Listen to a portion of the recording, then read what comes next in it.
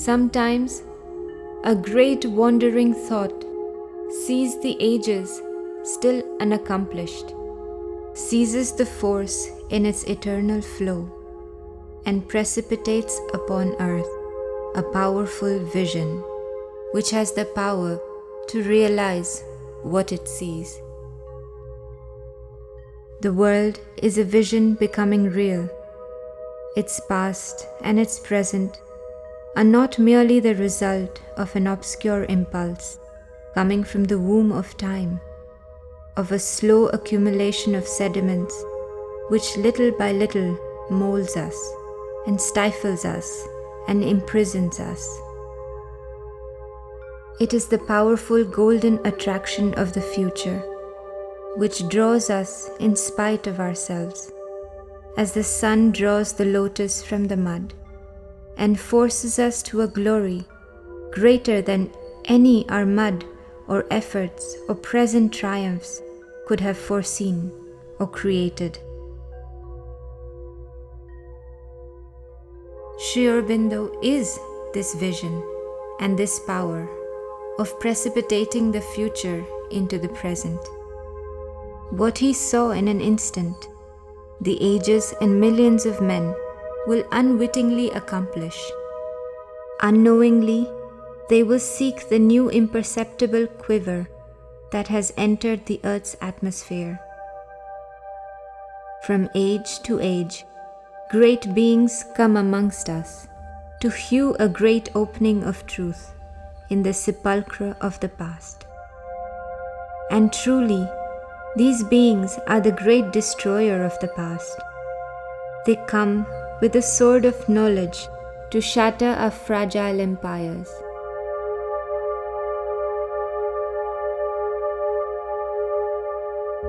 This year, we are celebrating Sri Aurobindo's 150th birth anniversary. Though he is hardly known to a handful of men, yet his work is discussed by philosophers, praised by poets. People acclaim his sociological vision and his yoga. But Sri Aurobindo is a living action, a word becoming real. And every day, in the 1,000 events that seem to want to rend the earth and topple its edifices, we can witness the first reflux of the force he has set in motion. At the beginning of the century, when India was still struggling against British domination, Sri Aurobindo asserted, "It is not a revolt against the British government that is needed. It is in fact a revolt against the whole universal nature. For the problem is fundamental. It is not a question of bringing a new philosophy to the world, fresh ideas or grand illuminations.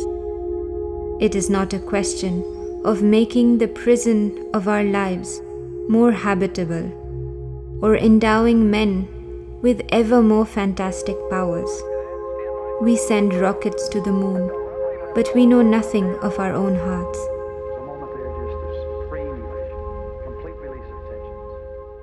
It is a question, says Sri Aurobindo, of creating a new physical nature which is to be the habitation of the supramental being in a new evolution. For the imperfection of man is not the last word of nature, but his perfection too is not the last peak of the spirit.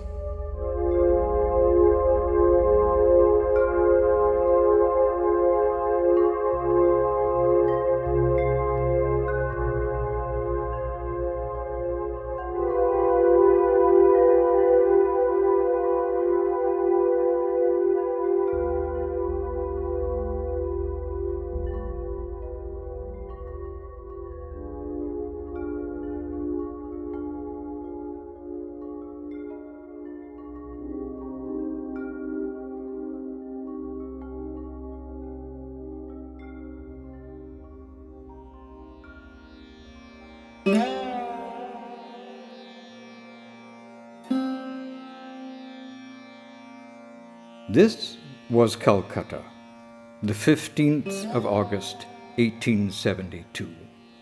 At the time of the Brahma Muhurta, the sacred period of 48 minutes before sunrise, when people silently recite the sacred Gayatri mantra, the mother of the Vedas. But a new dawn was about to come when the sound of conch resounded in the ladies' quarters at 14 South Circular Road. Its deep resonance filled the morning air, announcing a new birth.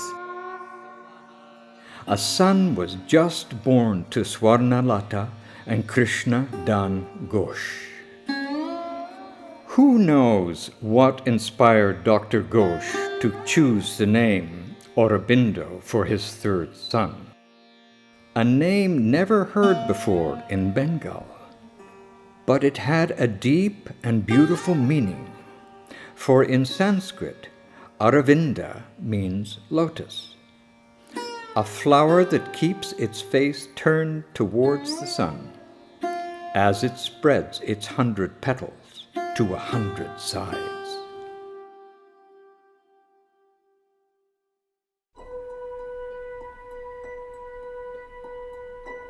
(1872) also saw the birth of Impressionism in France. While modern physics was exploring the secrets of matter with Max Planck, and Jules Verne was busy probing the future. Yet, Queen Victoria was about to become Empress of India, and the conquest of Africa was not even completed. It was the turning point from one world to another. But Europe was still at the peak of its glory, and the game seemed to be played there.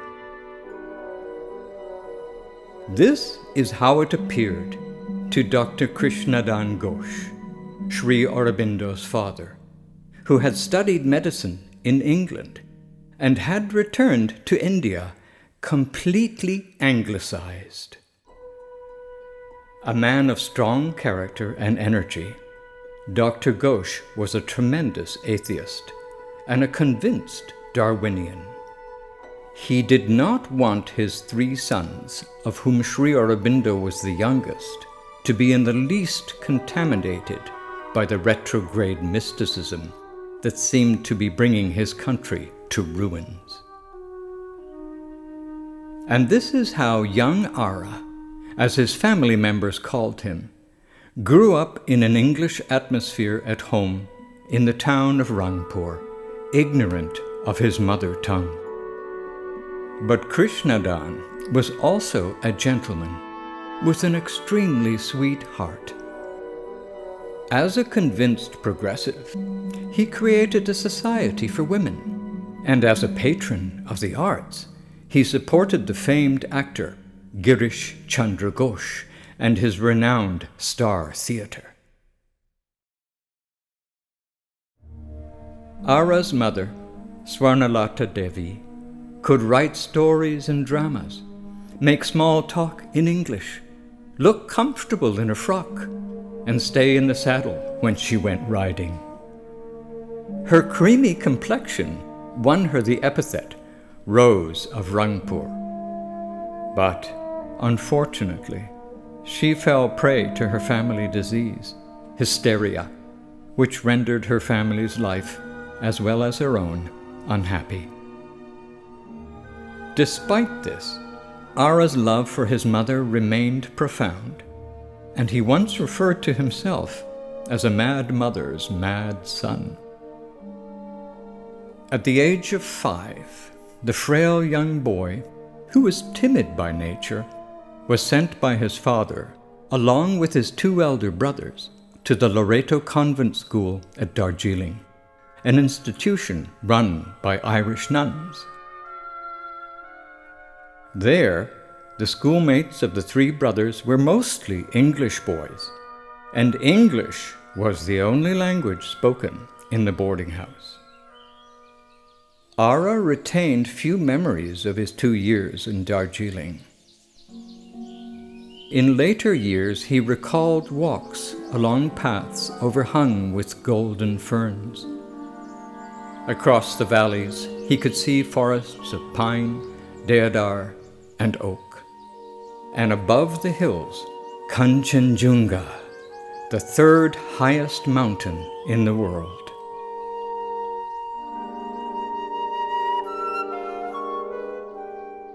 Another of his memories was a curious inner experience.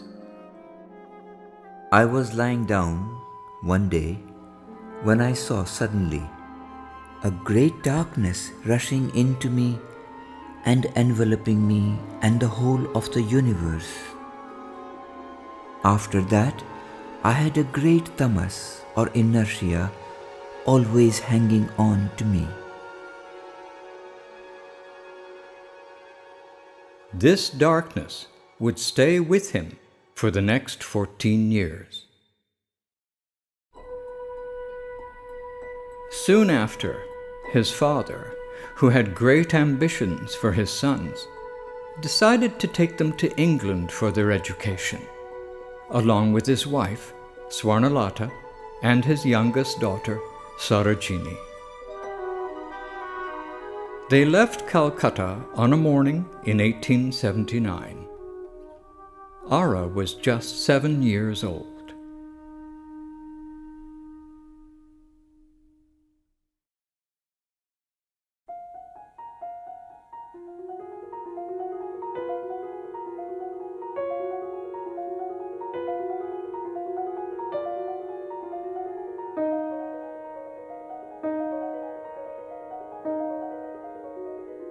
The city of Manchester was then one of England's main industrial centres. Its dreary landscape was dominated by smoking factories and ugly cotton mills. This proud product of the Industrial Revolution, which sold its cotton all over the world, was built on the depths of human misery. And it is not hard to imagine the impression of this dismal, perpetually grey world must have made on young Ara, cast here after years in sun-bathed Bengal and Darjeeling's Himalayan scenery. I saw a world stripped of beauty. Mean and clumsy were the buildings or pretentious, and aimed at a false elegance. Miles of brick, with hardly a bit of green here and there. These are the cities.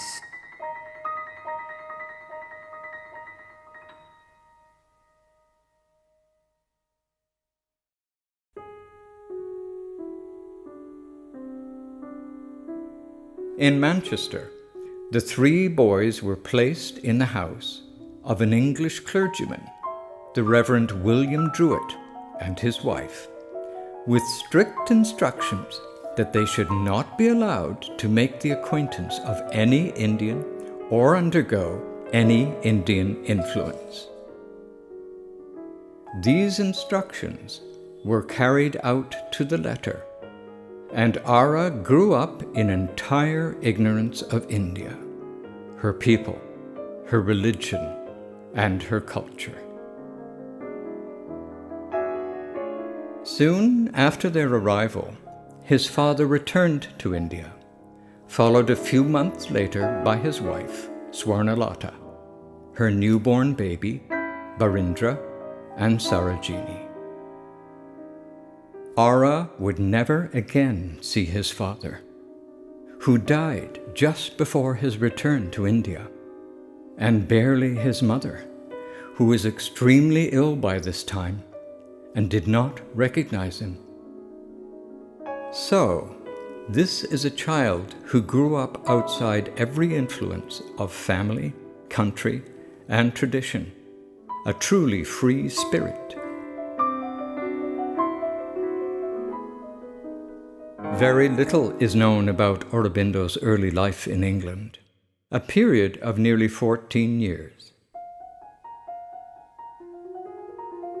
In Manchester, Ara was too young to join the grammar school, like his elder brothers, so he was taught privately at home by the Druids for the first 5 years.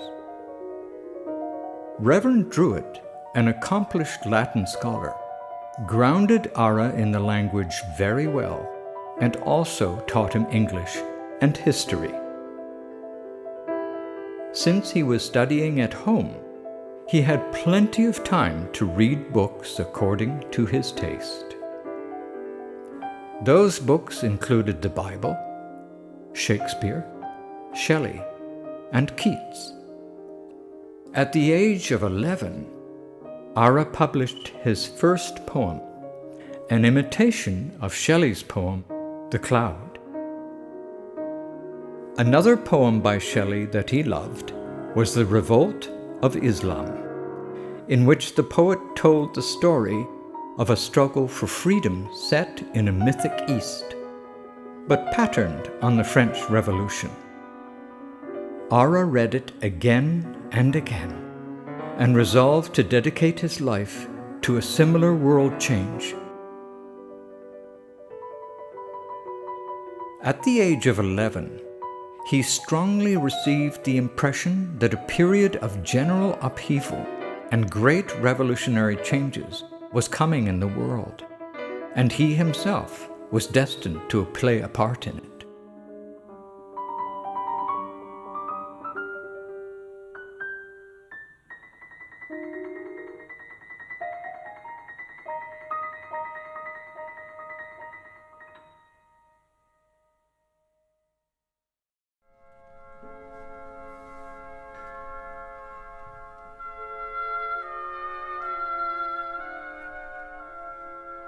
After 5 years in Manchester, Ara went to study in London.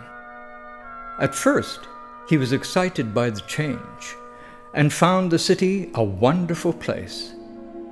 But soon, the rush and the turmoil and the struggle of it turned it into a dreadful city, and he longed for the peaceful life of his native land.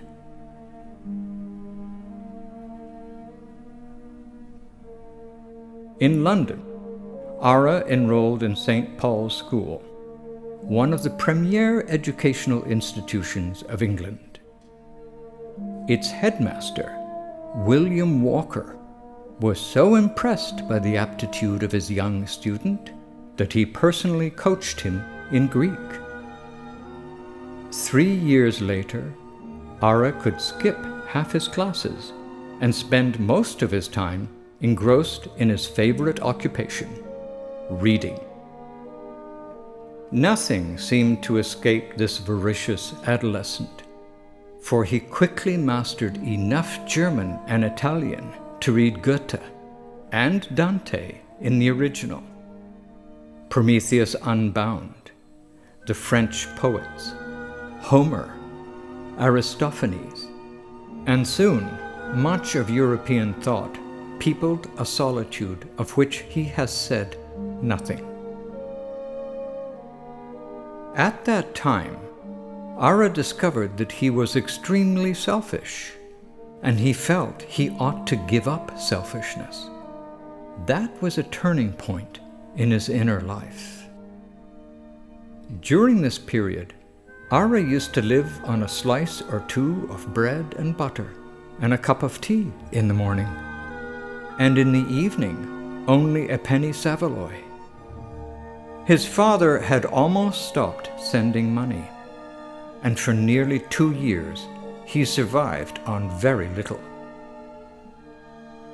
Self-absorbed in his own world, he never sought to form relationships, unlike his brother Manmohan, who roamed through London in the company of his friends, Stephen Phillips and Oscar Wilde.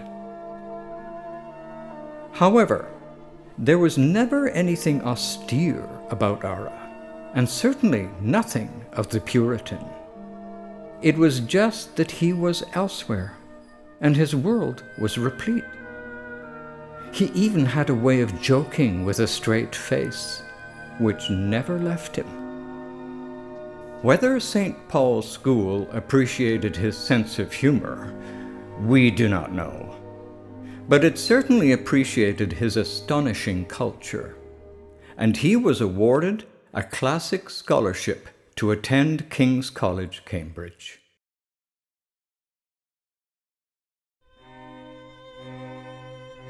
Aurobindo was now just 18.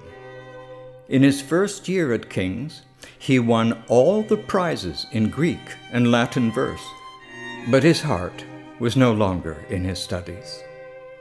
It was Joan of Arc, Mazzini, the American Revolution that haunted him, and the liberation of his country from British rule. He became interested in Indian politics when his father began sending him a Calcutta newspaper, the Bengali, relating cases of maltreatment of Indians by Englishmen. In his letters, Dr. Ghosh described the British government in India as being heartless. At that time, Aurobindo hardly knew what being an Indian meant, but he learned fast. Soon, he became secretary of the Indian Majlis, an association of Indian students at Cambridge, and delivered revolutionary speeches.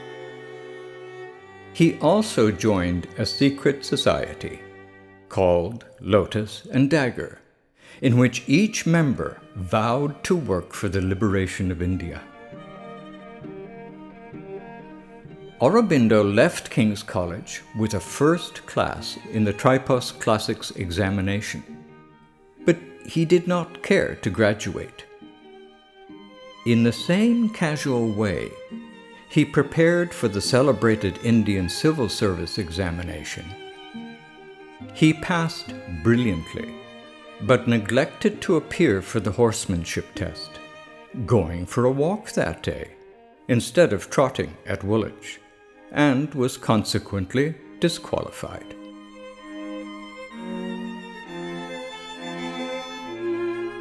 At that time, Aurobindo was an agnostic. The Bible was the only scripture he had been acquainted with in his childhood. But during his studies at Cambridge, he came across a brief statement of the 6 philosophies of India in one of Max Muller's Sacred Books of the East, and he was especially struck by the concept of the Atman, or self. This, he thought, might be the clue to the reality behind life and the world, and the Atman, the self, the true thing to be realized in life. Despite his limited contact with his motherland, he soon came to understand the unique value of her civilization. At the age of 18, he wrote, "Look at the India of Vikramaditya. How gorgeous was her beauty. How Olympian the voices of her poets. How sensuous the pencil of her painters. How languidly voluptuous the outlines of her sculpture. In those days, every man was marvelous to himself, and many were marvelous to their fellows. But the mightiest marvel of all were the philosophers." What a philosophy was that! For she scaled the empyrean on the winged sandals of meditation, soared above the wide fires of the sun and above the whirling stars, up where the flaming walls of the universe are guiltless of wind and cloud, and there, in the burning core of existence, saw the face of the Most High God. She saw God and did not perish, rather fell back to earth, not blasted with excess of light, but with a mystic burden on her murmuring lips, too large for human speech to utter or for the human brain to understand. Such was she then.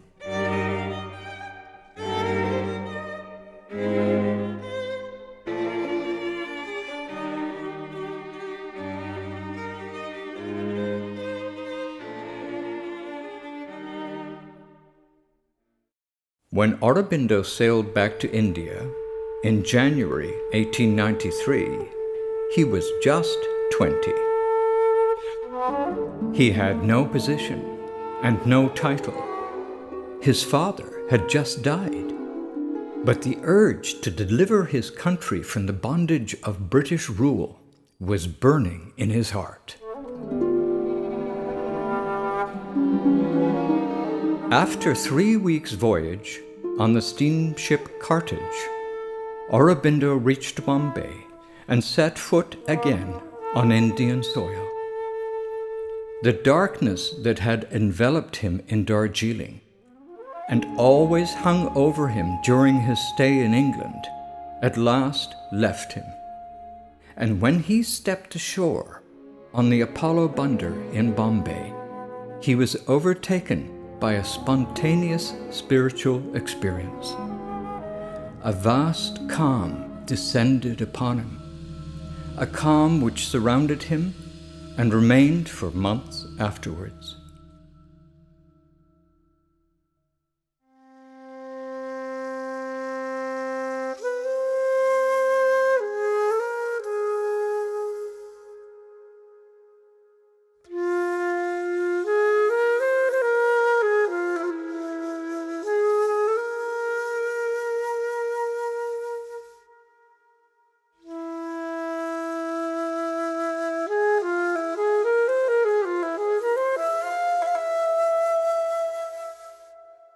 (1893).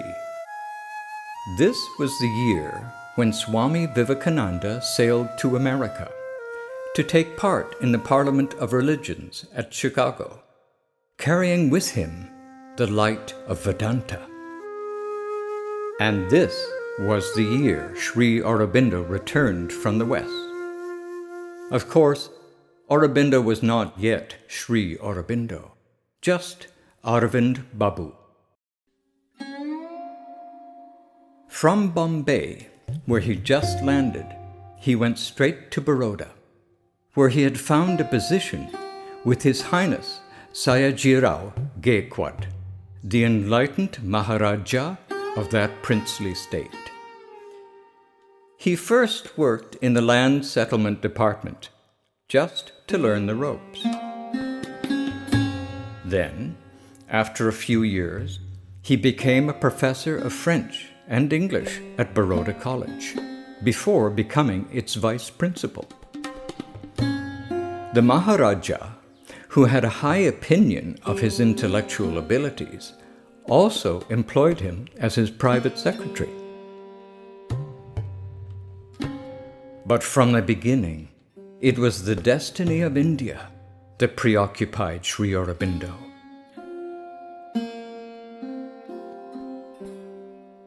He was just 21 when he wrote with his razor-sharp pen a series of 9 articles in the Hindu Prakash, one of Bombay's largest newspapers. Those articles, titled New Lamps for Old, created a real scandal, for he not only referred to the Queen Empress of India as an old lady so called by way of courtesy, but he urged his countrymen to shake off the yoke of the British rule. Trenchantly, he attacked the mendicant policy of the Indian Congress. No reforms, no collaboration was his motto, and his aim was to organize all the energies of the nation towards revolutionary action. This must have required some courage, for in 1893, Britain ruled over 1/3 of the world. But Sri Aurobindo had a special way of dealing with the problem. he laid the blame not on the English, but on the Indians themselves. Our actual enemy is not any force exterior to ourselves, but our own crying weaknesses, our cowardice, our purblind sentimentalism. To play with baubles is our ambition, not to deal with grave questions in a spirit of serious energy. Sri Aurobindo's career as a political journalist started on a high note, but his criticisms were so incisive that they frightened the Congress leaders. The Maratha leader, Mahadeo Govind Ranade, warned the proprietor of the paper that if this went on, he would be prosecuted for sedition. Asked to tone down his articles, Sri Aurobindo soon lost interest, and he realized that newspaper articles were not enough to awaken the country. The people were not yet ready. And this is how he suspended all public activity and began to work from behind the scenes, in secret. Besides working for the Gaekwad, Sri Aurobindo spent these years studying the conditions of the country and exploring the possibilities of a revolutionary uprising. At the same time, he engaged in the study of Bengali and Sanskrit, a language he learned and mastered by himself. This exceptional mastery opened to him the immense treasure house of Indian heritage. He read the Upanishads, the Gita, the Puranas, the two great epics, the Ramayana and the Mahabharata, the dramas of Kalidas, and much more. Suddenly, as ancient India revealed herself to his wandering vision, his soul caught fire, and strange things started to happen to him.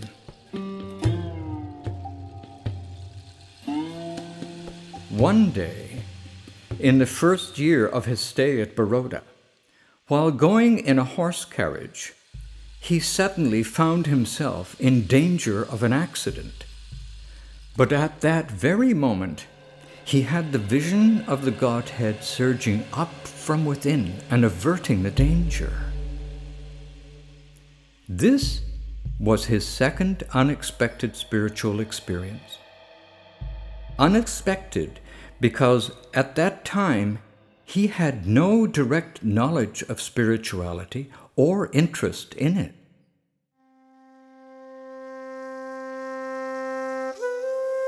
That was a thing I knew nothing about, never bargained for, didn't understand either.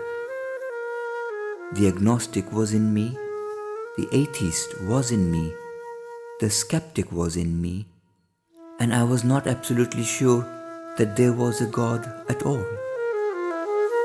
But since I set foot on the Apollo Bandar in Bombay, I began to have spiritual experiences which were not divorced from this world, but had an inner and infinite bearing on it, such as a feeling of the infinite pervading material space and the immanent inhabiting material objects and bodies.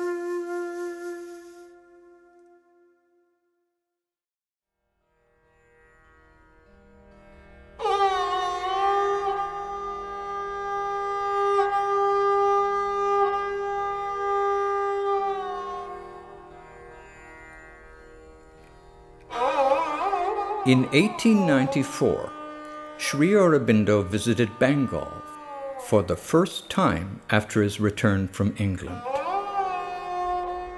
There, he met his mother, his sister Sarojini, and his younger brother, Barindra.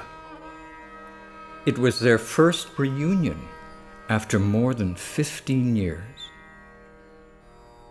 He also met his maternal grandfather, Rishi Rajnarayan Bose, and his uncles, aunts, and cousins. Rajnarayan Bose was then passing his old age in the peaceful retreat of Deogar. Sri Aurobindo must have felt a great affinity with him, for he was one of the makers of modern Bengal. In him was the whole spirit of Indian culture and manhood, a spirit that stood up and asserted itself against every form of alien domination, a spirit for which he was given the title Grandfather of Indian Nationalism.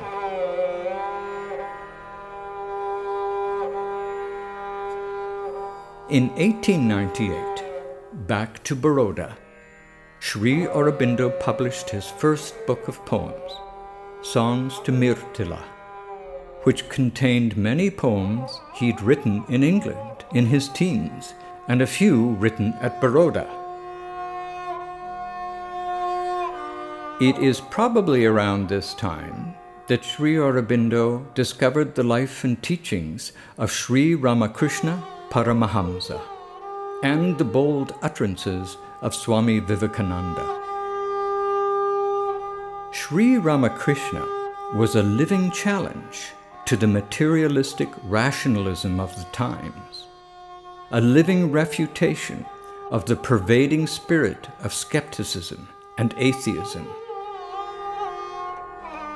About him, Sri Aurobindo wrote, In a unique and extraordinary life, he took the kingdom of heaven by violence, seizing upon one yogic method after another, and extracting the substance out of it with an incredible rapidity, always to return to the heart of the whole matter, the realization and possession of God by the power of love.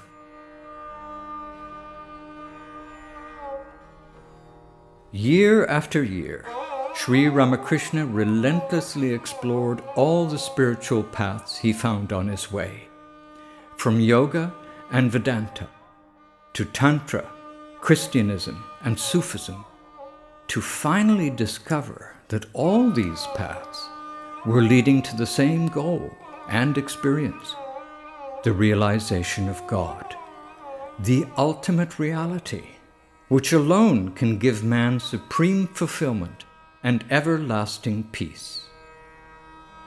As he used to say, Yato mat, tato path, as many faiths, so many paths.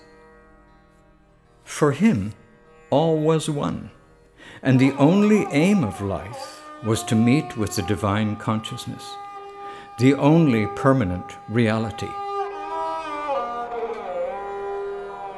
At that time, the influence of the sage of Dakshineshwar was strong all over the country, and it acted as a potent regenerative force in the Renaissance of India, setting ablaze the awakening spirit of nationalism.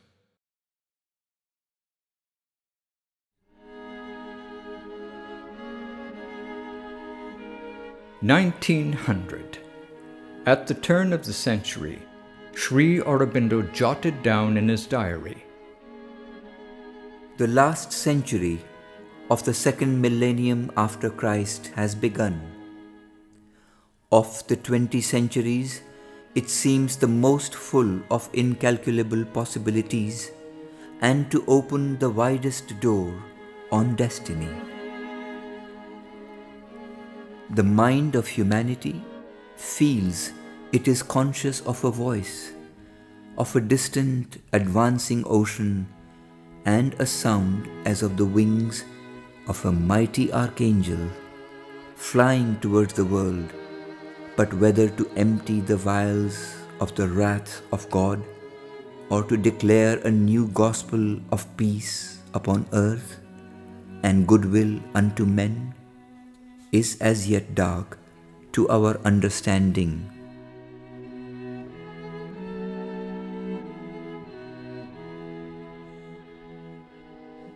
Indeed, the first 2 decades of the 20th century were to witness some great human adventures, many natural calamities, and the giant progress made by science. The solid Newtonian universe was shaken to its foundations by the theory of relativity and quantum physics, while the Chinese and Soviet revolutions and the First World War showed that the road to peace was still long. It is in 1900 that Sri Aurobindo made his first revolutionary move. He sent a young Bengali soldier of the Baroda army, Jatin Banerjee, as his lieutenant to Bengal. His mission was to secretly establish revolutionary propaganda and to recruit throughout Bengal for the preparation of an armed insurrection. Young men were to be trained in activities that would be helpful for military action, such as physical exercises, athletics, and drills of various kinds. As soon as the idea was sown, it attained rapid acceptance, and in no time, the few young men with revolutionary aims became many. Jatin, who was exceedingly energetic and capable, formed his first group in Calcutta. He also entered into relations with P. Mitter, Sarala Devi Chaudhurani, and other Bengali revolutionaries who had already started their work through the inspiration of a Japanese artist who was a friend of the Tagore family, Baron Okakura Kakuzo.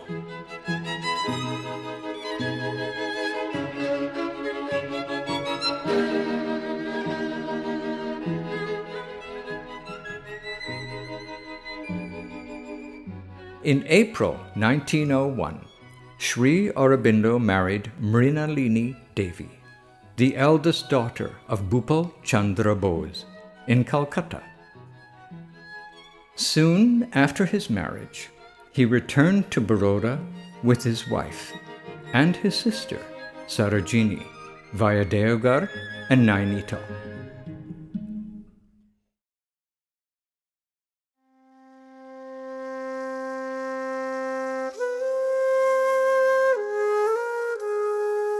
One morning, a few months after his wedding, Sri Aurobindo's younger brother, Barin, arrived in Baroda.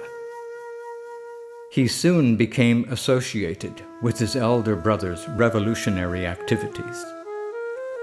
After a few months, Sri Aurobindo sent him to Bengal to help Jatin Banerjee in organizing the revolutionary groups and rousing the youth of Bengal.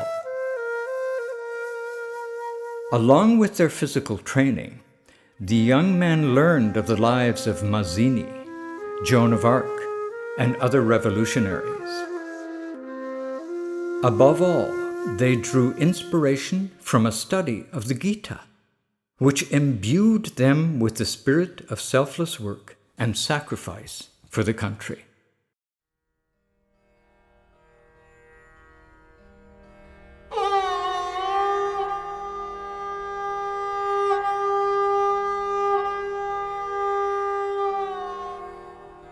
The following year, Sri Aurobindo returned to Bengal to visit some of the revolutionary centers that were already organized.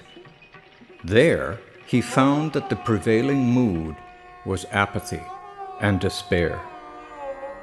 His experience on this visit persuaded him that the secret revolutionary action by itself was not likely to be effective unless it was supported by a wide public movement. The immediate need was to increase patriotic fervor and popularize the idea of independence as the aim of Indian politics. But to achieve this miracle, to arouse the passion of the people and awaken their imagination, Sri Aurobindo understood that only the highest ideals would work, always as high and wide and vast as possible. And this is how he taught his students at Baroda College. One of them, K.M. Munshi, the well-known novelist and politician, recalled many years later, "To the students of our college, Professor Ghosh was a figure enveloped in mystery. He was reputed to be a poet, a master of many languages, and in touch with Russian nihilists. Was he? Many stories of his doings were whispered from mouth to mouth, among the students almost with awe. Under his influence, we became ardent revolutionaries. We talked of Garibaldi and the French Revolution, and hoped to win India's freedom by a few £100 of gunpowder. I remember only one occasion when I directly talked to Professor Aravind Ghosh. How can nationalism be developed? I asked. He pointed to a wall map of India and said something to this effect. Look at that map. Learn to find in it the portrait of Bharat Mata. The cities, mountains, rivers and forests are the materials which go to make up her body. The people inhabiting the country are the cells which go to make up her living tissues. Our literature is her memory and speech. The spirit of her culture is her soul. The happiness and freedom of her children is her salvation. Behold Bharat as a living mother. Meditate upon her and worship her in the ninefold way of bhakti.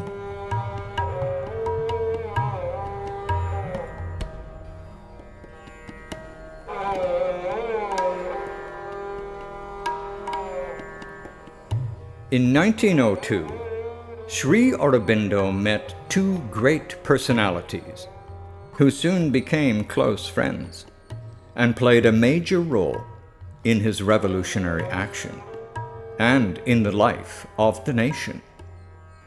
Bal Gangadhar Tilak, the renowned Marathi leader, and Margaret Noble, better known as Sister Nivedita. Tilak had appreciated Sri Aurobindo's lucid exposure of the mendicant policy of the Congress moderates in his New Lamps for Old articles.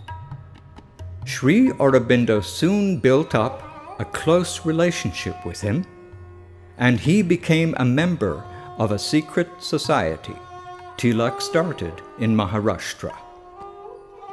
Sri Aurobindo took the oath of the society and was introduced to the Revolutionary Council in Bombay. Holding in his hands an unsheathed sword and a copy of the Gita, Sri Aurobindo took this pledge. As long as there is life in me, and as long as India is not liberated from her chains of subjection, I will carry on the revolution. If at any time I disclose a single word or a single event of the society or harm it in any way, it shall be at the cost of my own life.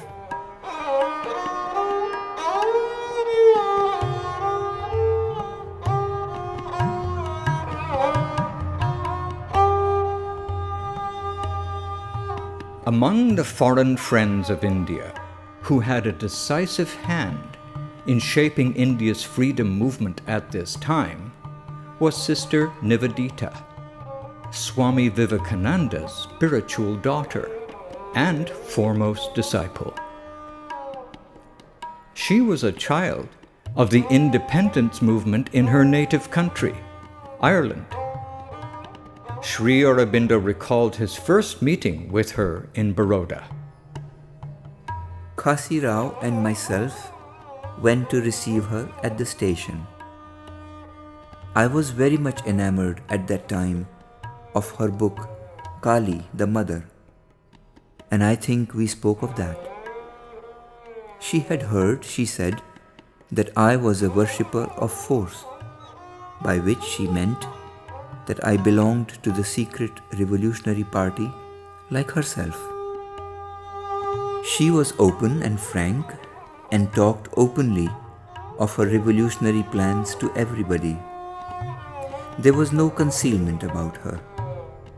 Whenever she used to speak on revolution, it was her very soul, her true personality that came out. In her lecture, Swami Vivekananda as a Patriot, Nivedita passionately declared, India must find herself in Asia, not in a shoddy Europe made in Germany. The future would not be like the past, she said. Yet, it could only be firmly established through a deep and living reverence for that past. Then, she quoted Vivekananda's great cry, "We are under a hypnotism. We think we are weak, and this makes us weak. Let us think ourselves strong, and we are invincible." Vivekananda passed away on the 4th of July, 1902. Sri Aurobindo never met him, but he admired Vivekananda's bold defense of India's soul.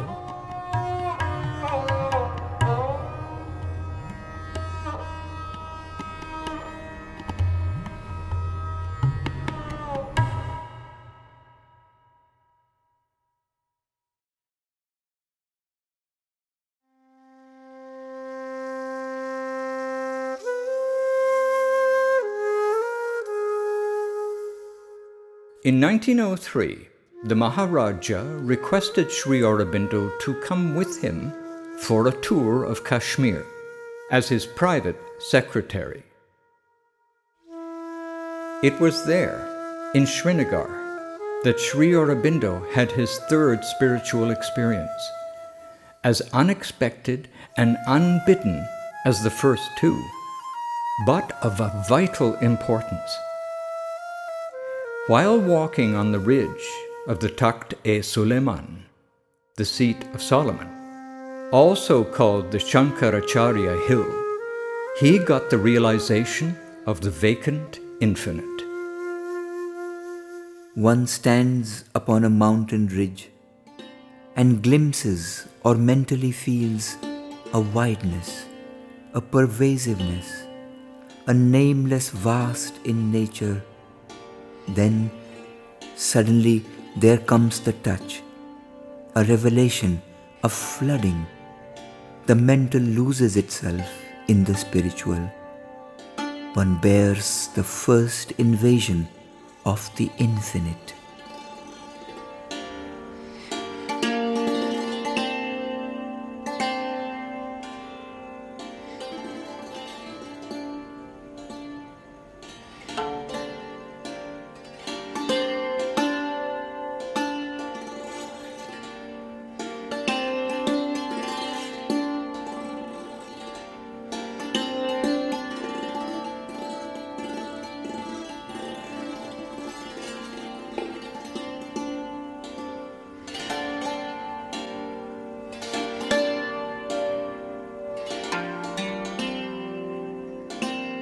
When his friend, Keshav Ganesh Deshpande, advised him to practice yoga, Sri Aurobindo boldly refused.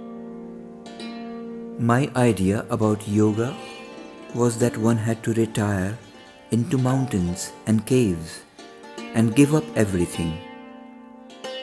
I was not prepared to do that, for I was interested in the work for the freedom of my country. A solitary salvation leaving the world to its fate was felt as almost distasteful.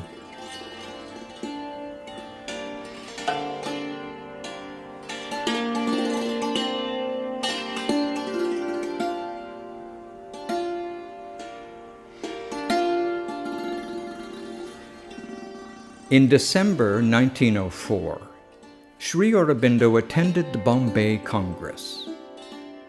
In this session, he prevailed upon the leaders to fight for full independence and without any compromise.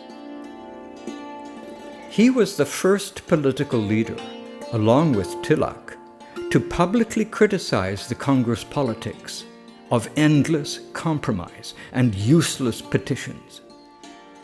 He advocated a more radical approach: passive resistance, non-cooperation, and complete independence as the only ideal worthy of a self-respecting nation. This appeal for full political independence came more than 10 years before Gandhi came back from South Africa and entered the political scene. It is around this time that Sri Aurobindo realized that yoga could serve other purposes than escape from the world. While being an agnostic, he always thought that the great spiritual figures of the world could not have sought vainly after a chimera. If there was such a thing as spiritual power, why not use it for the freedom of the country? And he needed power to liberate India.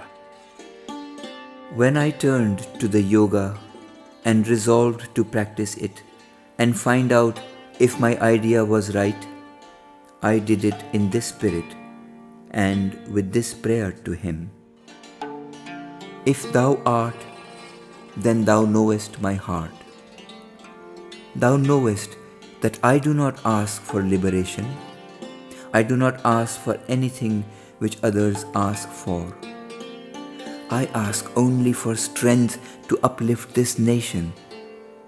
I ask only to be allowed to live and work for this people whom I love. Then I began to practice pranayama at Khasi Rao's place in Baroda, at one time for 6 hours or more a day, drawing the breath into my head. Some remarkable results came with it. First, I felt a sort of electricity all around me. Secondly, there were some visions of a minor kind. Thirdly, I began to have a very rapid flow of poetry. With pranayama, I found that the mind began to work with great illumination and power. As we will see, in the modern age of science, Sri Aurobindo pursued the spiritual life in the true scientific spirit, if by science is meant a sincere seeking for the truth through a method of scrupulous observation, experimentation, and experience. Indeed, what Sri Aurobindo discovered through his yogic discipline came just a few years after Einstein wrote his first theory of relativity, shaking to its foundations the solid Newtonian universe and our perceptions of matter and life. Matter is not what it seems to be, and life is a deeper mystery than what we imagined.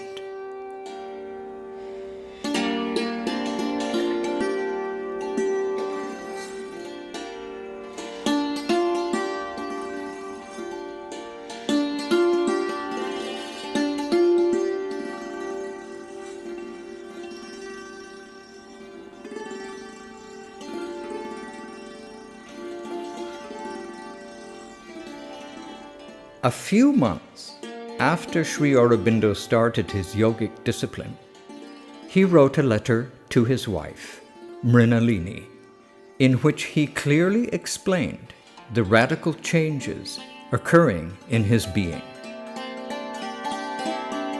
My dearest Mrinalini, you must have realized by now that the person with whom your fate is linked is a very strange one.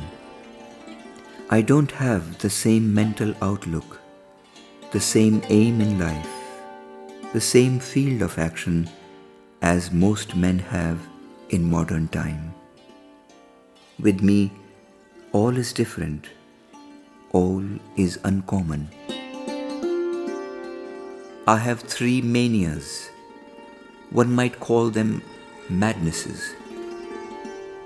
The first is that I firmly believe that the qualities, talent, higher education, learning, and wealth that God has given me all belong to Him, and I am entitled to use only so much of them as is necessary for the maintenance of the family, and whatever else is thought indispensable. And all that remains should be returned to God. If I used everything for myself, for my own pleasure and luxury, I should be a thief. The second mania is a recent possession. It is that by whatever means possible, I must see God face to face. If God exists, there must be some way or other of realizing His existence and meeting Him. However hard and rugged the way, I am resolved to tread it. The third mania is this. Others look upon their country as a mass of matter, comprising a number of fields, plains, forests, mountains, and rivers, and nothing more. I look upon it as my mother. I revere and adore her. Today, the whole country in its present plight is at my door, seeking for shelter and help. There are 300 million of my brethren in this land, of whom many are dying of starvation, and most, afflicted with sorrow and suffering, drag on a wretched, precarious existence. What does a son do when he sees a demon sitting upon his mother's chest and about to drink her lifeblood? Does he sit down to his meals with a quiet mind and enjoy himself in the company of his wife and children? Or does he run to the rescue of his mother?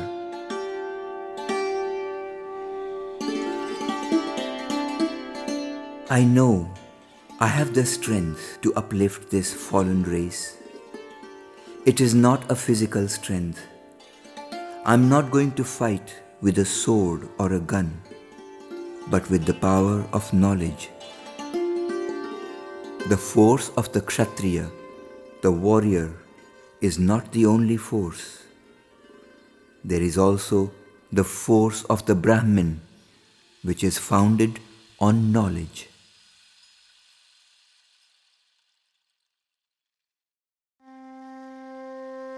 This was Sri Aurobindo's mindset after practicing pranayam and various yogic exercises for a few months. An intense need for truth was now burning in his heart. But really, to see God face to face?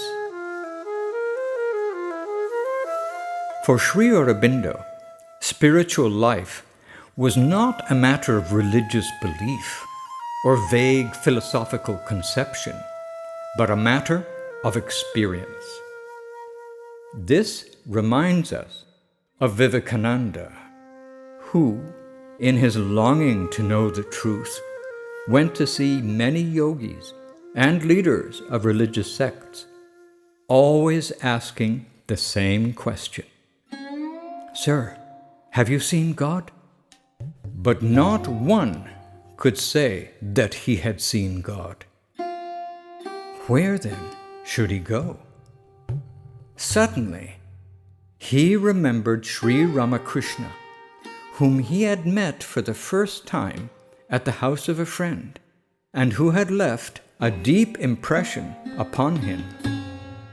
Immediately, he went to Dakshineshwar and asked Sri Ramakrishna the same question: "Sir, have you seen God?" But what was his surprise when the answer came with a smile on the master's lips: "Yes, I see him just as I see you here, only in a much intenser sense. God can be realized. Yes, one can see and talk to him as I am doing with you. But who cares to do so?"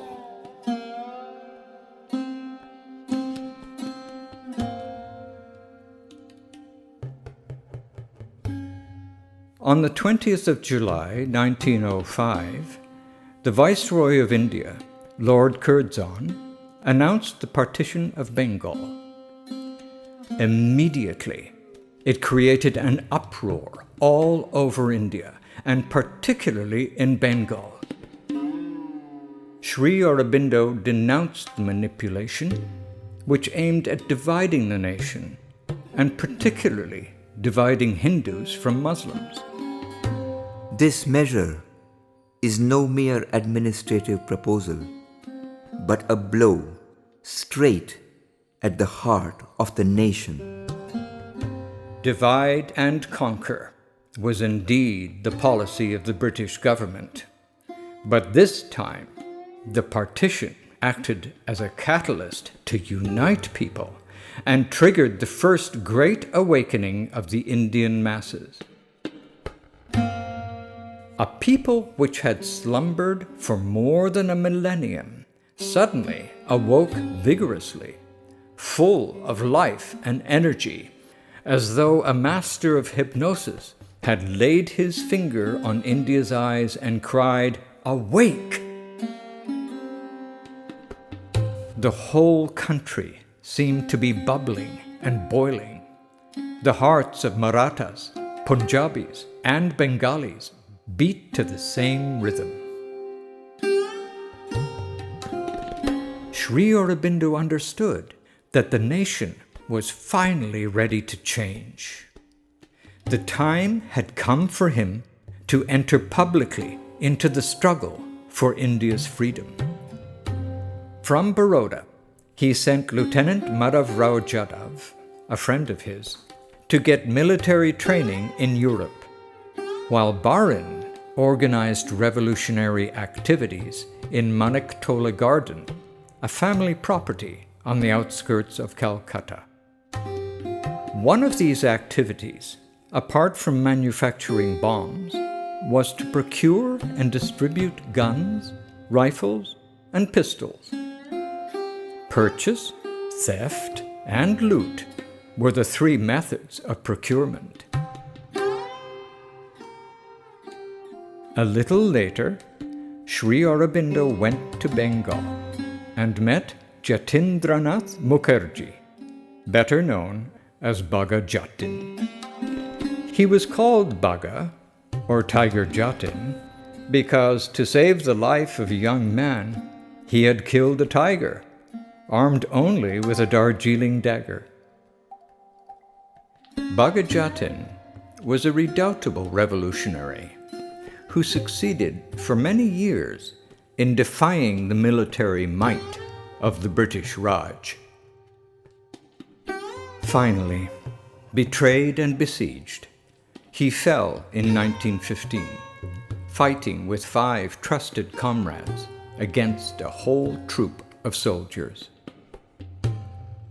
Sri Aurobindo once said, "He was a man who would belong to the front rank of humanity anywhere.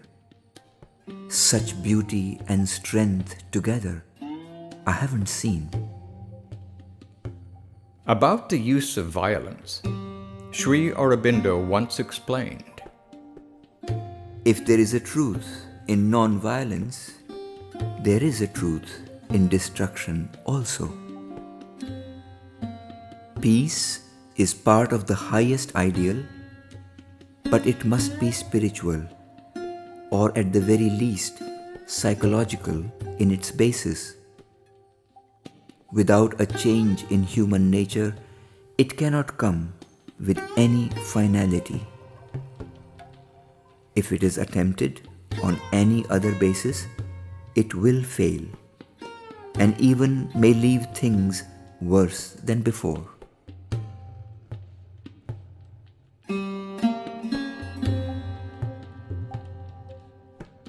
Sri Aurobindo believed that in a country as vast as India, with so few British soldiers, guerrilla warfare, accompanied by general resistance and revolt, might be enough to force the British out of India. There was also the possibility of a general revolt in the Indian army. But for him, guerrilla warfare was not enough. He considered the shaking off of the economic yoke and the development of Indian trade and industry as a necessary concomitant of the revolutionary endeavor. Both Tilak and Sri Aurobindo were in favor of boycott of British goods.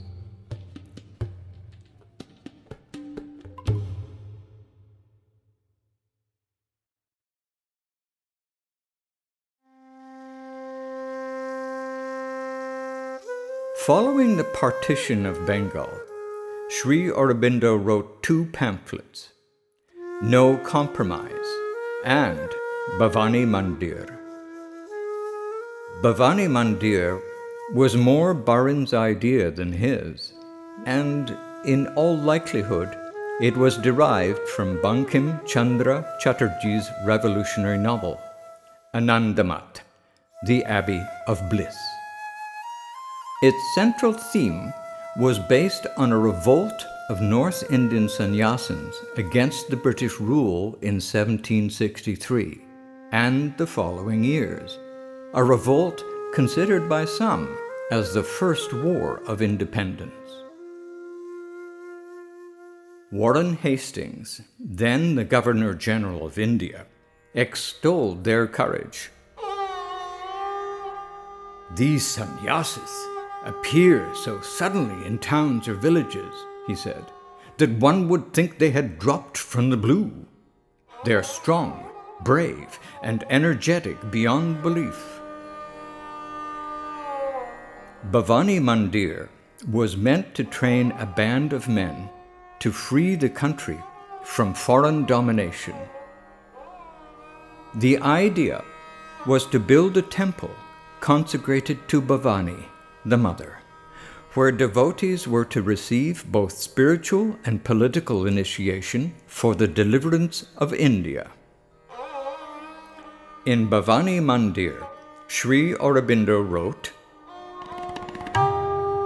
But who is Bhavani, the mother, and why should we erect a temple to her? Bhavani is the infinite energy. In the unending revolutions of the world, as the wheel of the eternal turns mightily in its courses, the infinite energy which streams forth from the eternal and sets the wheel to work looms up in the vision of man in various aspects and infinite forms. Each aspect creates and marks an age. Sometimes she is love, sometimes she is knowledge, sometimes she is renunciation, sometimes she is pity. This infinite energy is Bhavani. She also is Durga. She is Kali. She is Radha, the beloved. She is Lakshmi. She is our mother and the creatress of us all. In the present age, the mother is manifested as the mother of strength. She is pure Shakti. When, therefore, you ask, who is Bhavani the mother? She herself answers you, I am the infinite energy which streams forth from the eternal in the world and the eternal in yourselves. I am the mother of the universe, the mother of the worlds, and for you who are children of the sacred land, Arya Bhumi, made of her clay and reared by her sun and winds, I am Bhavani Bharati, Mother of India.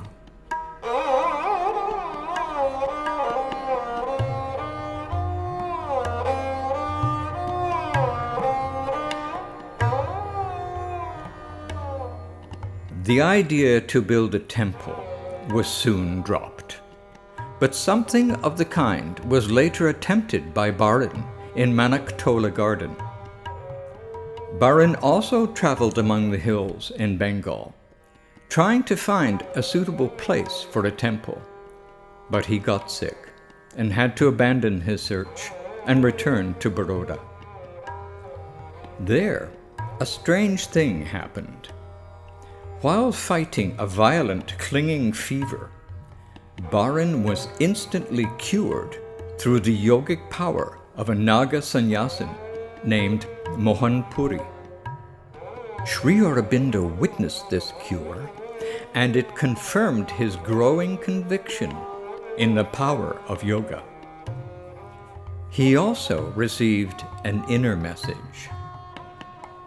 At that time, while we were planning to build a temple for political sannyasins, a spirit purporting to be that of Ramakrishna came and simply said, build a temple. We thought he meant that, but later I understood it as make a temple within. This gave me the final push to yoga. I thought, if there was such a more than human power, why not get it and use it for action? And truly, it was time for action. For millions of Indians, the partition of Bengal was an unacceptable blow to the very soul of India and its ideal of unity. Suddenly, the unexpected happened. The inert mass of the Indian people awoke at the sound of a new mantra, Bande Mataram.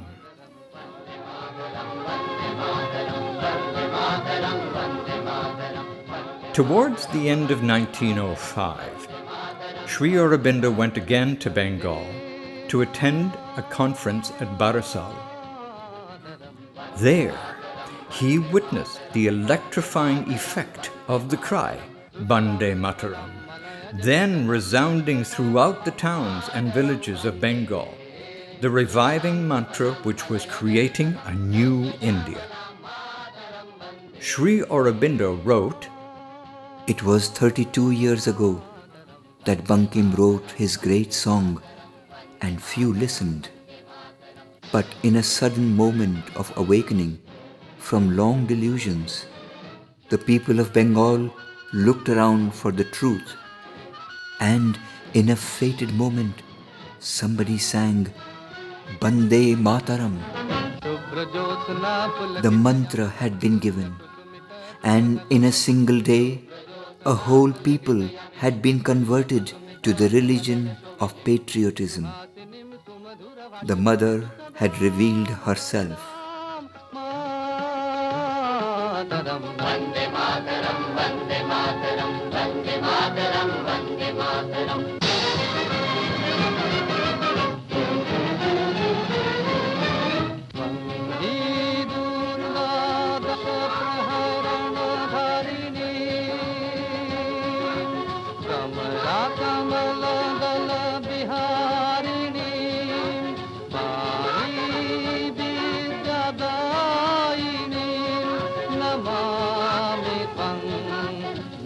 Namami कमलम् अमलं वतुलं सुजलं सुफलं मातरम् नमामि कमलम् अमलं वतुलं सुजलं सुफलं मातरं वन्दे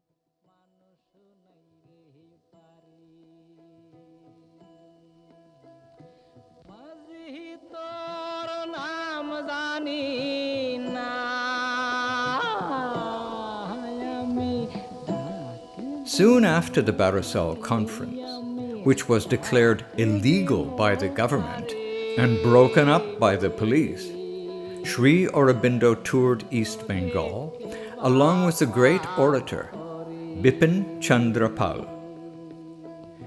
In villages and towns, enormous meetings were held, in spite of the prohibition of the district magistrate. Referring to the uprising of that time, Sri Aurobindo said, Take the Bengal movement. The whole country was awakened within a short time. People who were such cowards and trembled at the sight of a revolver were in a short period so much changed that the police officials used to say, "That insolent Barisal look." It was the soul of the race that awoke, throwing up very fine personalities. The leaders of the movement were either yogis or disciples of yogis. Men like Manoranjan Guha Thakurta, the disciple of Bejoy Goswami.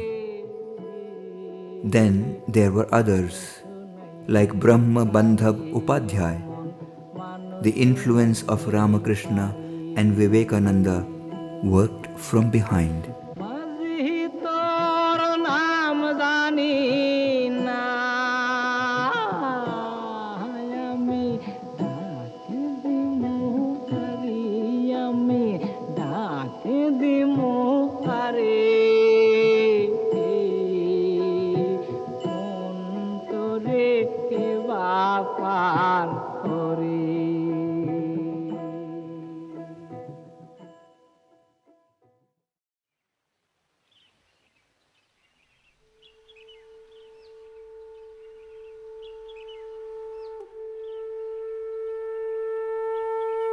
Two months before the Barisal Conference, Sri Aurobindo had agreed, at Baron's suggestion, to start a revolutionary newspaper, Yugantar.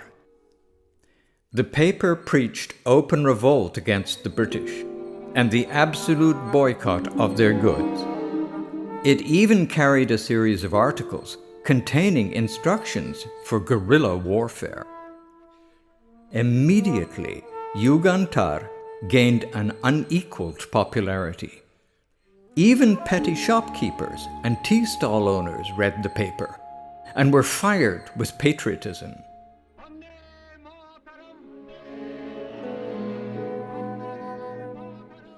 In June, Sri Aurobindo returned to Baroda.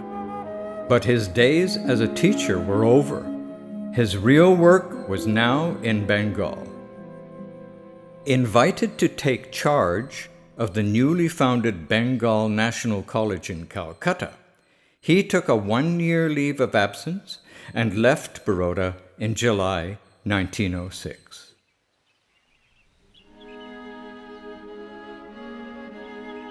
The day of his departure came at last, and it was extremely touching, recalled one of his students. In the evening, Arvind Babu, though he had a very busy time, called me in his room and I sat by his side. With a caressing touch of his hand on my shoulder, he affectionately said to me, "Well, Rajaram, we part after all. We part in body, but not in soul, which is omnipresent. I leave Baroda because supreme duty demands my presence elsewhere, and I cannot shirk." The chapter of intensive secret revolutionary preparation was now closing, and a new chapter of public political action opened in the mosaic of India's destiny.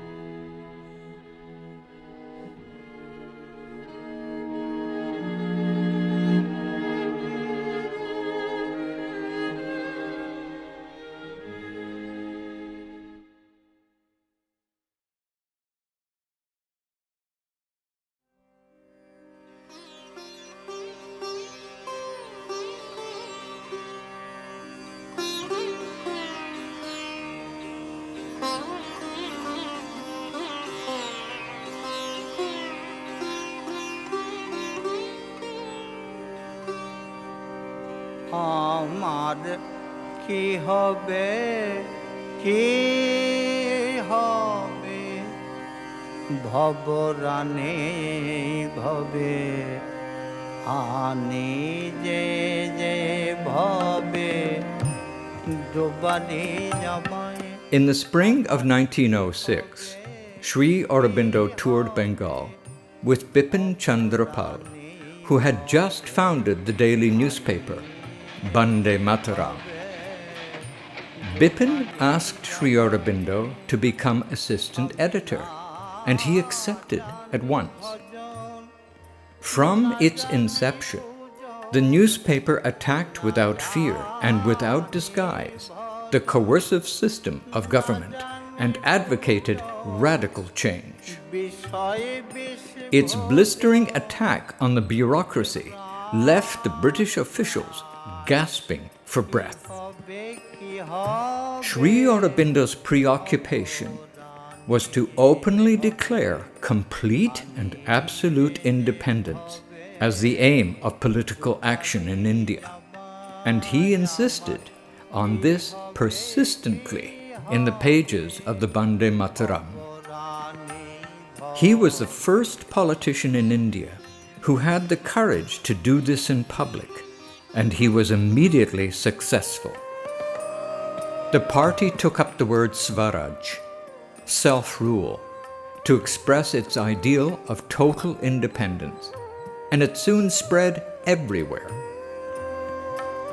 In one of the first issues of the newspaper, Sri Aurobindo declared, The true policy of the Congress movement should have been, from the beginning, to gather together under its flag all the elements of strength that exist in this huge country.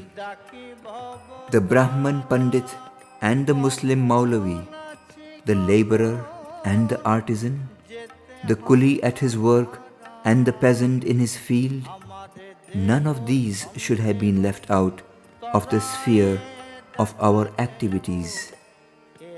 For each is a strength, a unit of force, and in politics the victory is to the side which can marshal the largest and the most closely serried number of such units and handle them most skillfully, not to those who can bring forward the best arguments or talk the most eloquently.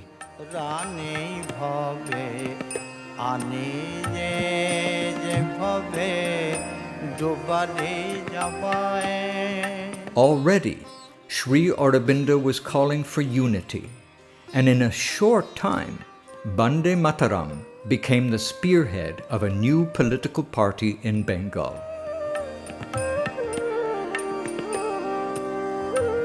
The Nationalist Party was at once successful, and its newspaper began to circulate throughout India. জানি ভজন Bande Mataram came into being at a great and critical hour for the nation. It was almost unique in journalistic history, in the influence it exercised, in converting the mind of a people and preparing it for revolution. The articles were so cleverly written that they violated the spirit of the law while remaining strictly within its limits.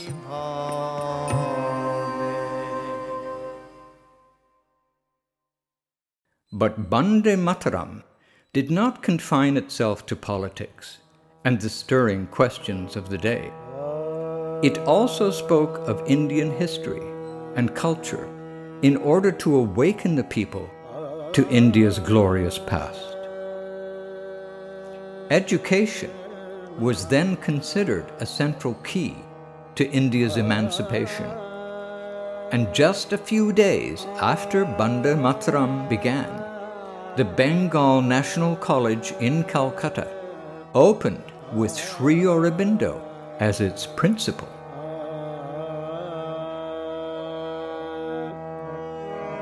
In December of that year, a session of the Indian National Congress was organized in Calcutta under the presidentship of Dadabhai Naoroji. During this session, a resolution laying down Swaraj as the goal of the Congress was passed for the first time. About the same time, the Anglo-Indian bureaucrats issued a spate of ordinances and savagely tightened the sedition laws.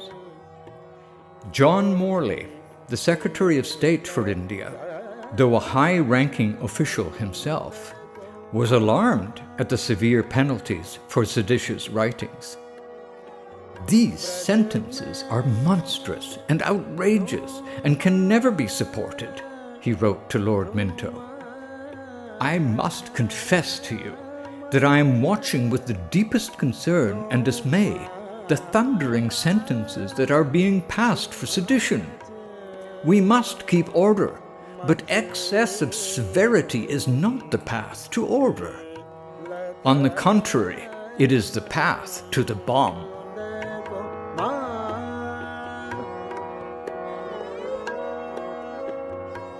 A few months after the Congress session in Calcutta, the nationalist leader, Lala Lajpat Rai, the Lion of the Punjab, was arrested. Sri Aurobindo was roused from his sleep and given the news. At once he penned these words: The hour for speeches and fine writings is past. The bureaucracy has thrown down the gauntlet. We take it up. Men of the Punjab, race of the lions, show these men who would stamp you into the dust, that for one Lajpat they have taken away, 100 Lajpat will arise in his place. Let them hear 100 times louder your war cry, Jai Hindustan. On the 24th of July, 1907, Bhupendranath Dutt, Swami Vivekananda's brother, was imprisoned for writing seditious material that appeared in Yugantar. A week later, there was a search of the Bande Mataram office, and on the 16th of August, Sri Aurobindo was arrested for sedition. The news of Babu Aurobindo Ghosh's arrest spread throughout India like wildfire. Relatively unknown outside Bengal, this young man became famous overnight, and his name became a household word all over India. The next morning, Sri Aurobindo was released on bail. Rabindranath Tagore went to see Sri Aurobindo at number 12 Wellington Street. He said, ironically, as he embraced him, "What? You have deceived us! You did not go to jail!" Sri Aurobindo replied with a smile. Not for long will you have to wait. It was while the sedition case was going on that Tagore published his poem, Homage to Aurobindo. Rabindranath, O Aurobindo, bows to thee. O friend, my country's friend, O voice incarnate, free of India's soul. Amid this song triumphant, vast, that encircles me, Rabindranath, O Aurobindo, bows to thee. The case opened on the 26th of August. 10 days later, Sri Aurobindo was acquitted.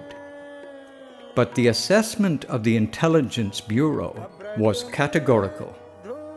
Aurobindo Ghosh was the chief of the Yugantar band. He has exercised a greater influence over the revolutionary movement in India than perhaps any other man.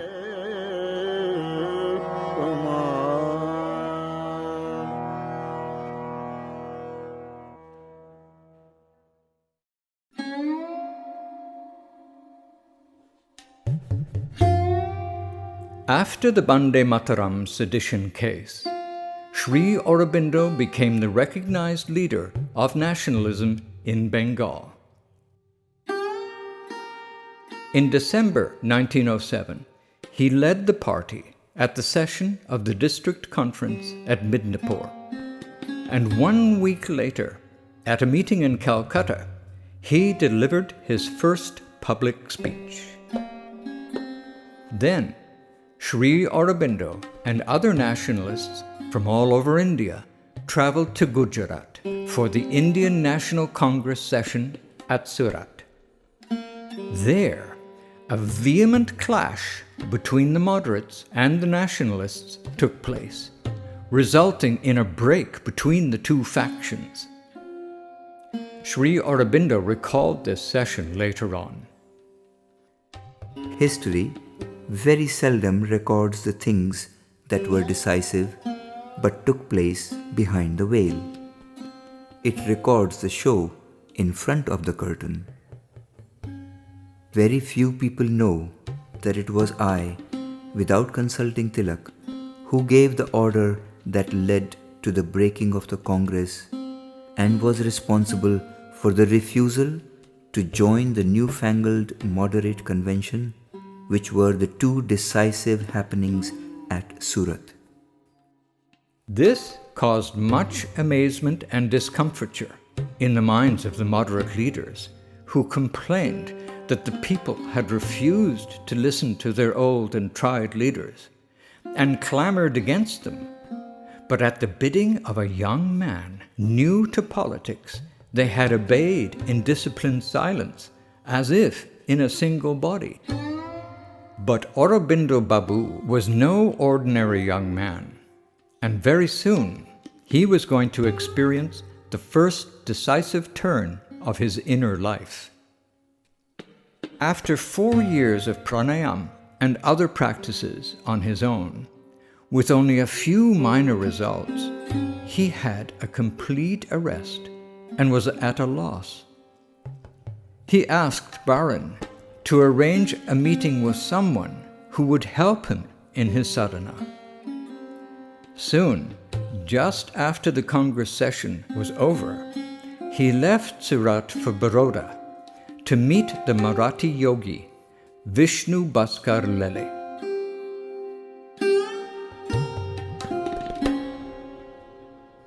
Lele and I went to Sardar Majumdar's place.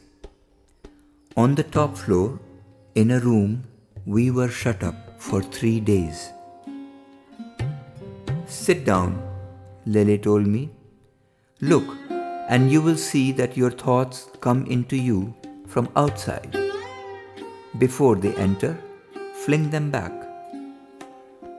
I sat down and looked, and saw to my astonishment that it was so. I saw and felt concretely the thoughts approaching and was able to push it back concretely before it came inside. In 3 days, really in one, I got an experience which most yogis get only at the end of a long yoga. Got it without wanting or trying after it. My mind became full of an eternal silence. From then on, I began to think from above the brain and have done so ever since. As a result, the whole being became quiet, and in 7 days, I got the nirvanic experience. But for Sri Aurobindo, as we will see, the nirvana experience was not an end in itself. He was still one of the leaders of the movement for India's independence, and when he got an invitation to address a meeting in Bombay, he was in a fix. His mind had become blank, emerged in a perfect silence. So, how was he to deliver a speech? Lele told him to make namaskar to the audience and wait, and speech would come to him from some other source than the mind. So, in fact, the speech came. And ever since, all speech, writing, thought, and impulsion to action came to him from the same source, above the brain-mind. During the next few months, he gave many speeches and wrote scores of articles in this condition of absolute inner silence, inspiring millions of Bengalis and others in India.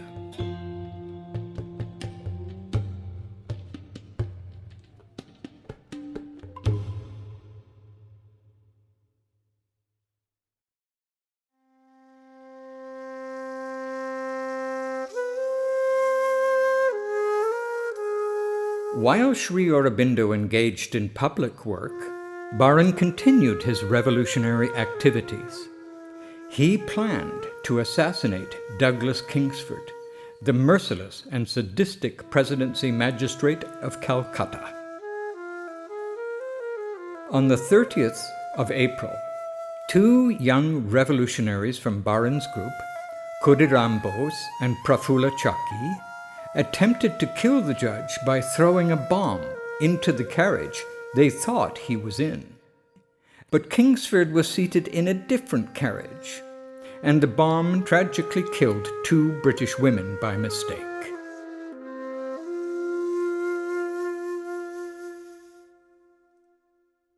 Prafulla, resisting the attempt to arrest him, shot himself with his last bullet. But Khudiram Bose was arrested. After a summary trial, he was sentenced to death, a sentence he accepted quietly with a smile. Inspired by the speeches of Sri Aurobindo and Sister Nivedita, Khudiram had joined the revolutionary movement when he was just 15. He was 18 when he was hanged, becoming one of the first freedom fighters in Bengal to be executed by the British.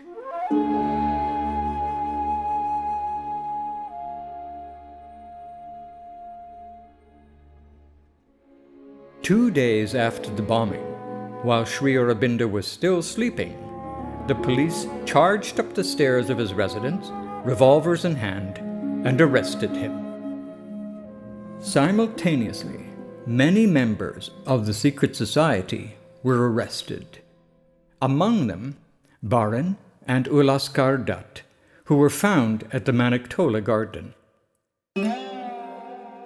All of them were taken to the Lal Bazaar police station and, 3 days later, to the Presidency jail in Alipore.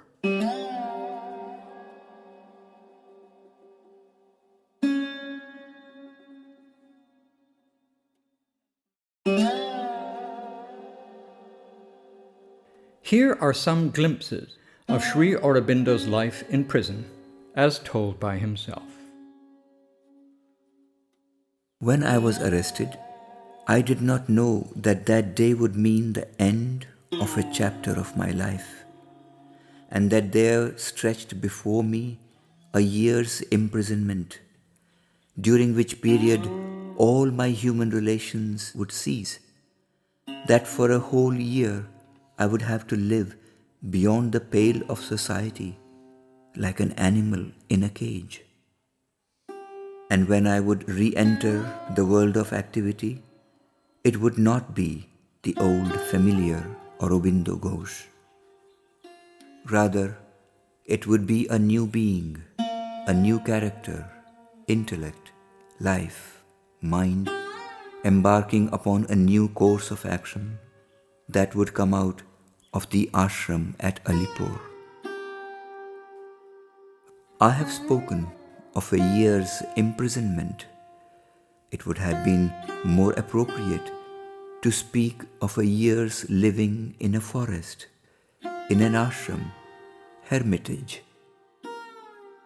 My solitary cell was 9 feet long and 5 or 6 feet in width. It had no windows. In front stood strong iron bars. This cage was my appointed abode. Outside was a small courtyard with stony grounds, a high brick wall with a small wooden door. A dish and a cup were all the utensils that were allowed to each of us. This cup was like a member of the Indian Civil Service, intended to serve any and every purpose.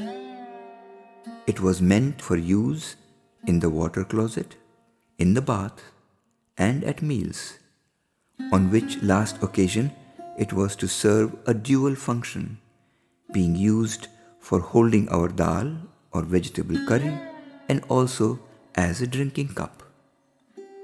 It is only in an English jail that one can find a thing like this cup, and it is invaluable as a means of making a man give up all ideas of cleanliness and purity.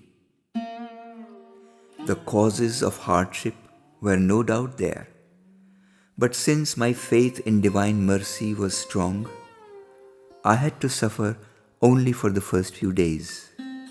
Thereafter, the mind had transcended these sufferings and grown incapable of feeling any hardship. That is why, when I recollect my prison life, instead of anger or sorrow, I feel like laughing. After the jailer had seen to the blankets and the plates and bowl and left, I began to watch, sitting on the blanket, the scene before me. This solitary confinement seemed to me much better than the lockup at Lal Bazar. Here, the walls of the room seemed to come closer, eager to embrace one like the all-pervading Brahman. Here, since the door to the courtyard remained open, by sitting near the bars, one could see the open spaces and the movement of the prisoners. Alongside the courtyard wall stood a tree, its green foliage a sight for sore eyes. The prisoners in the neighboring cowshed would take out in front of the room the cows for grazing. Both cow and cowherd were daily and delightful sights. The solitary confinement at Alipur was a unique lesson in love. Before coming here, even in society, my affections were confined to a rather narrow circle, and the closed emotions would rarely include birds and animals. At Alipur, I could feel how deep could be the love of man for all created things. Men, cows, ants, birds are moving, flying, singing, speaking, yet all is nature's game. Behind all this is a great, pure, detached spirit, wrapped in a serene delight. Before imprisonment, I was in the habit of sitting down for meditation for an hour in the morning and evening. In this solitary prison, not having anything else to do, I tried to meditate for a longer period. My sadhana, before and afterwards, was not founded upon books, but upon personal experiences that crowded on me from within. But in the jail, I had the Gita and the Upanishads with me, practiced the yoga of the Gita, and meditated with the help of the Upanishads. These were the only books from which I found guidance. In my solitary cell, I was also hearing constantly the voice of Vivekananda speaking to me and felt his presence. He visited me for 15 days and spoke only on a special and limited but very important field of spiritual experience until I could grasp the whole thing. He went on teaching and impressed upon my mind the working of the higher consciousness. It is he who first gave me a clue in the direction of the supermind. This clue led me to see how the truth consciousness works in everything.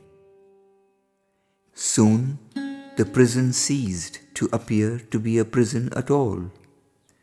The high wall, those iron bars, the white wall, the green-leaved tree shining in sunlight, it seemed as if these commonplace objects were not unconscious at all, but that they were vibrating with a universal consciousness.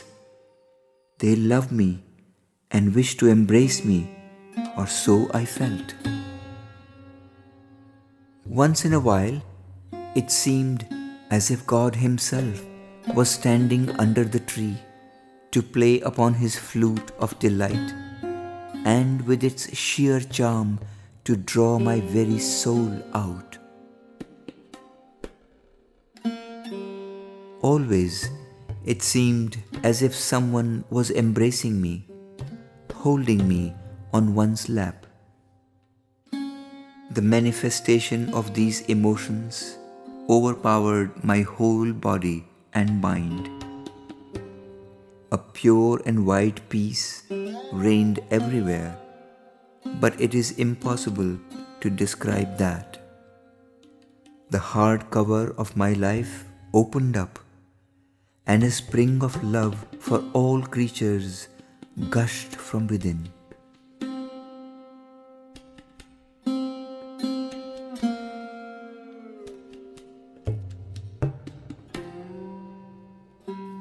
On the 19th of October, 1908, the hearing for the trial began in the Sessions Court.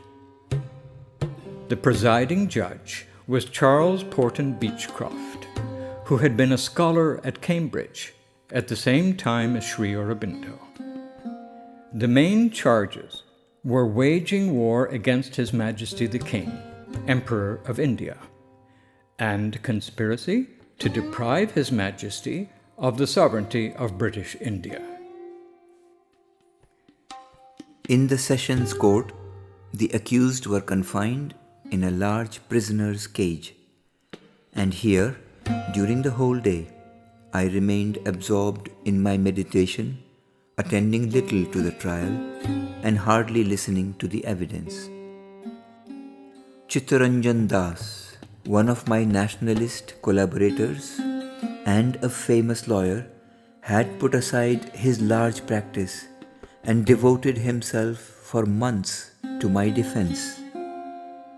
I left the case entirely to him and troubled no more about it, for I had been assured from within and knew that I would be acquitted. But now, let me speak about the companions of my days of trouble, the boys who had been accused along with me. Watching their behavior in the courtroom, I could well guess that a new age had dawned. A new type of children had begun to live on the mother's lap. Looking at these lads, one felt as if the liberal, daring, puissant men of an earlier age with a different training had come back to India. That fearless and innocent look in their eyes, their words breathing power, their carefree, delighted laughter, even in the midst of great danger, the undaunted courage, cheerfulness of mind, absence of despair or grief, all this was a symptom not of the inert Indians of those days, but of a new age, a new race, and a new activity. If these were murderers, then one would say that the bloody shadow of killing had not fallen across their nature, in which there was nothing at all of cruelty, recklessness, or bestiality.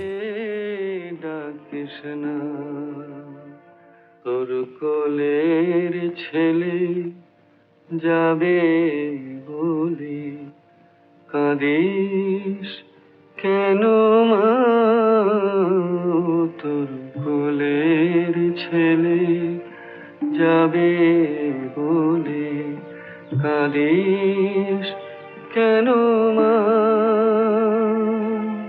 হাসি মুখে বিদায় দে মা ফিরে ডাকিস না।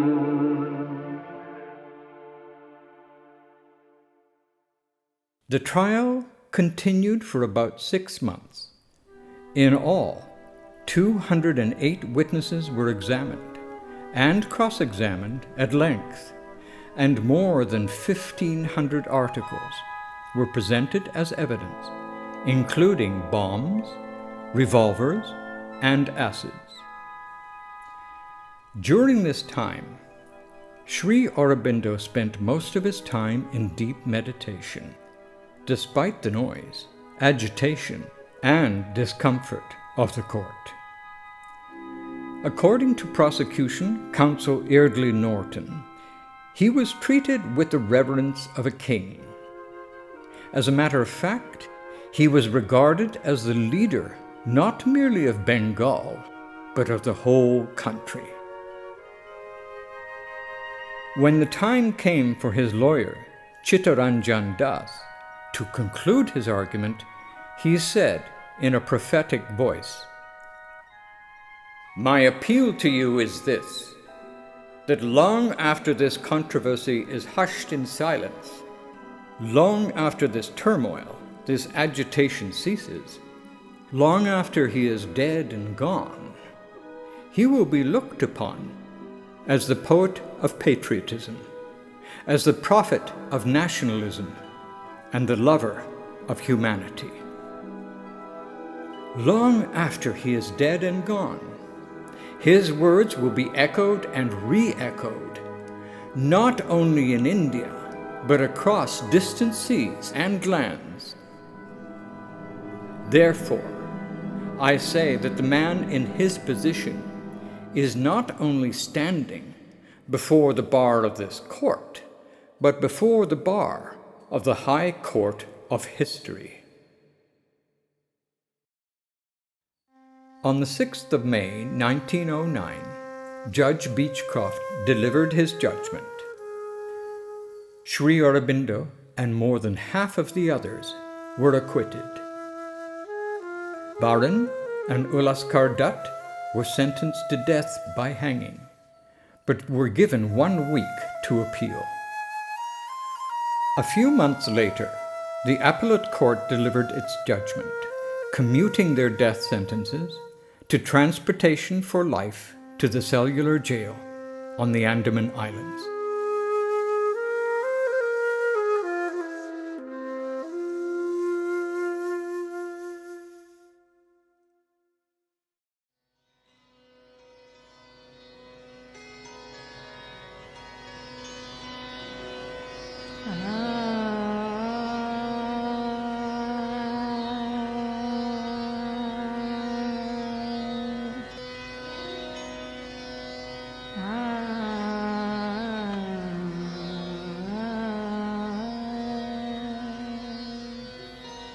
When he came out of jail, Sri Aurobindo found the whole political aspect of the country altered.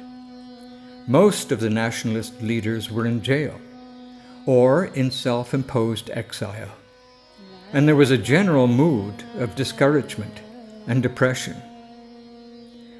Determined to continue the struggle, he held weekly meetings in Calcutta and gave speeches all over Bengal. 3 weeks after his release, he spoke publicly at Uttarpara of his yoga and his spiritual experiences in the Alipore jail. There were about 600 people in the audience, but he was heard in the pin-drop silence. When I was arrested and hurried to the Lal Bazar lockup, I was shaken in faith for a while, for I could not look into the heart of God's intention. Then it seemed to me that He spoke to me and said, I have brought you here to teach you what you could not learn for yourself and to train you for my work. Then He placed the Gita in my hands. His strength entered into me, and I was able to do the sadhana of the Gita. I was not only to understand intellectually, but to realize what Sri Krishna demanded of Arjuna and what he demands of those who aspire to do his work. To be free from repulsion and desire, to do work for him without the demand for fruit, to renounce self-will and become a passive and faithful instrument in his hands, to have an equal heart for high and low, friend and opponent, success and failure, yet not to do his work negligently. I realized what the Hindu religion meant. We speak often of the Hindu religion, of the Sanatan Dharma, but few of us really know what that religion is. Other religions are preponderatingly religions of faith and profession, but the Sanatana Dharma is life itself. It is a thing that has not so much to be believed as lived.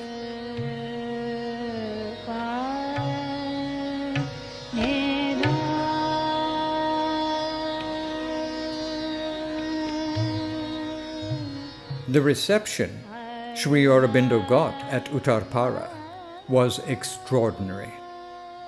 But when the editor of the Hitavadi read Sri Aurobindo's speech, he told Amar Chatterjee that it was wrong for Sri Aurobindo to speak about his spiritual experiences. Laughing, Amar replied, "My Guru creates Shastra. He does not follow it."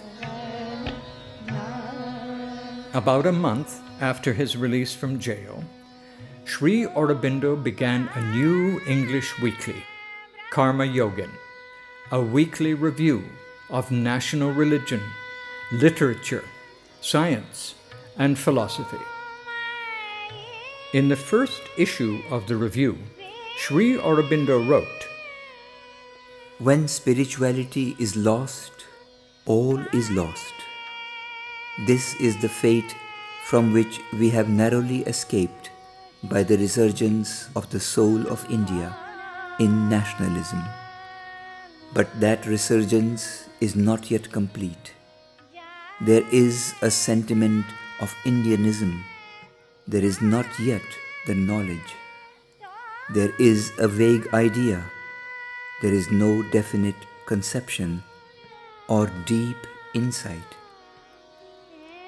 We have yet to know ourselves, what we were, are, and may be, what we did in the past, and what we are capable of doing in the future, our history and our mission. This is the first and most important work which the Karma Yogin sets for itself to popularize this knowledge. The Vedanta or Sufism, the temple or the mosque, Nanak and Kabir and Ramdas, Chaitanya or Guru Govind, Brahmin and Kayastha and Namashudra, whatever national assets we have, indigenous or acclimatized, it will seek to make known, to put in its right place and appreciate.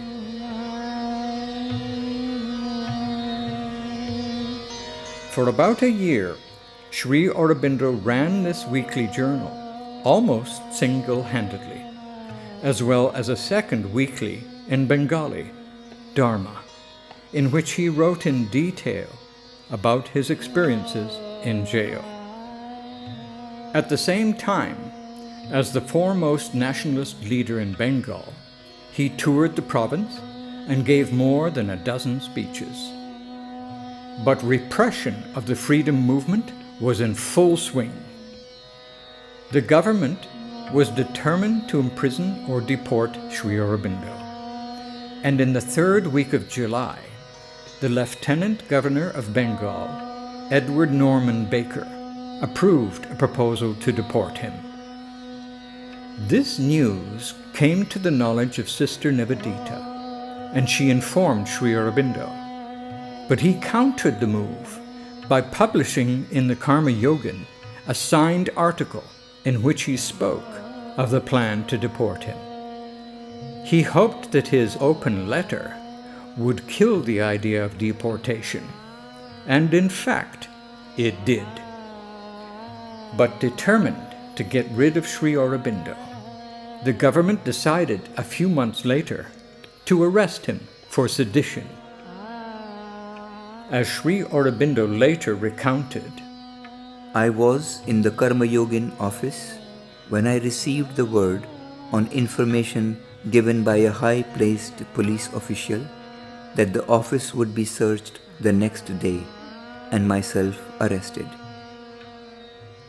While I was listening to animated comments from those around on the approaching event, I suddenly received a command from above in a voice well known to me in 3 words: go to Chandarnagar. In 10 minutes or so, I was in the boat for Chandarnagar, and a few hours later, we reached our destination while it was still dark.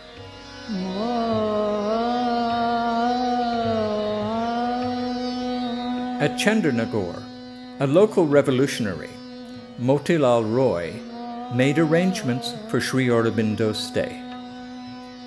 Several times, the hiding place had to be changed, for he might have been discovered if he had stayed too long in one place. Everything was done in a cloak and dagger manner, so that nobody, except Motilal and a few friends, knew where Sri Aurobindo was. Confidentially, he informed Sister Nivedita the day after his departure and asked her to continue the Karma Yogin in his place. She consented to do this. He also sent her an amusing letter to be published in the newspaper. We are greatly astonished to learn from the local press that Sri Jut Aurobindo Ghosh has disappeared from Calcutta and is now interviewing the Mahatmas in Tibet. We are ourselves unaware of this mysterious disappearance. As a matter of fact, Sri Aurobindo is in our midst, and if he is doing any astral business with Kutumi or any of the other great rishis, the fact is unknown to his other koshas.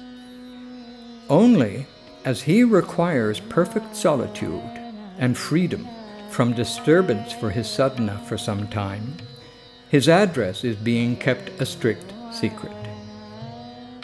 Indeed, for the next few weeks, Sri Aurobindo remained entirely engaged in sadhana.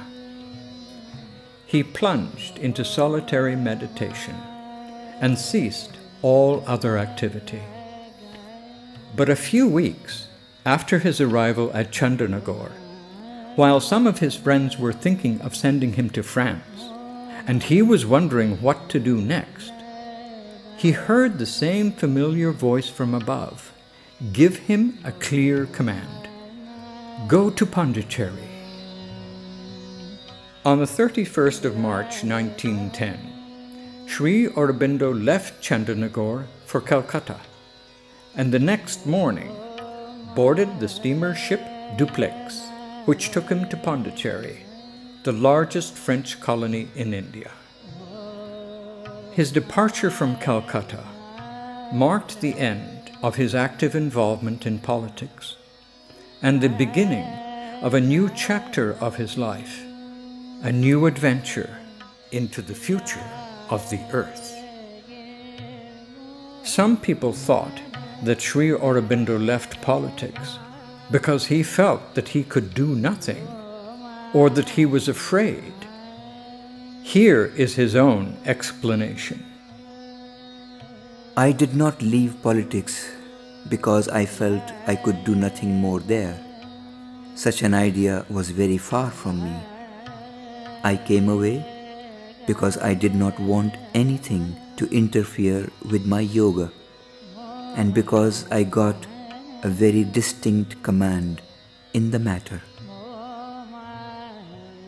Just a few days before he left Calcutta, Sri Aurobindo wrote his last article for the Karma Yogan. In all the events of the last year and a half, the voice of the Divine Teacher can be heard crying to us, "Abandon that you may possess, do my will, and know yourselves, purify yourselves, cease to follow your fancies. He that has ears, let him hear. Knowledge will not come without self-communion, without light from within, not even the knowledge of the practical steps that can lead to success. Every step that is taken in the light of a lower wisdom will fail until the truth is driven home. The work that was begun at Dakshineshwar is far from finished.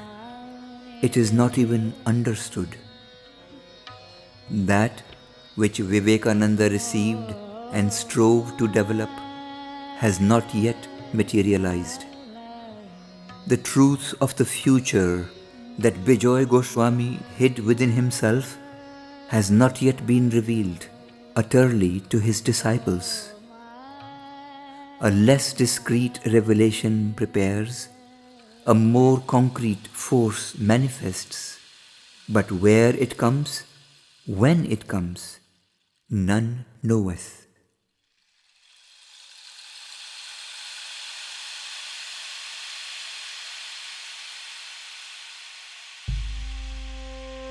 On the 4th of April 1910, late afternoon, Sri Aurobindo arrived in Pondicherry. This was his final destination, for he remained there for the rest of his life. There, a new chapter of his journey was about to begin, A new exploration into the future of mankind was about to take place. An adventure into the unknown and the unexpected discovery of a new world and a luminous future for man and the earth.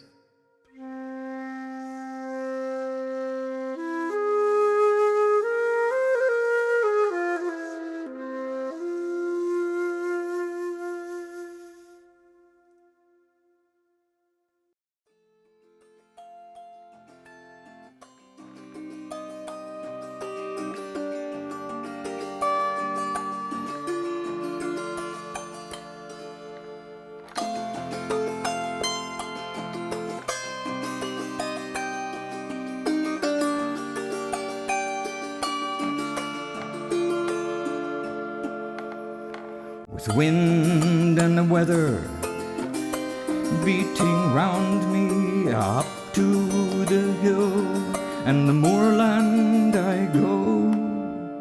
Who will come with me? Who will climb with me? Wade through the brook and tramp through the snow.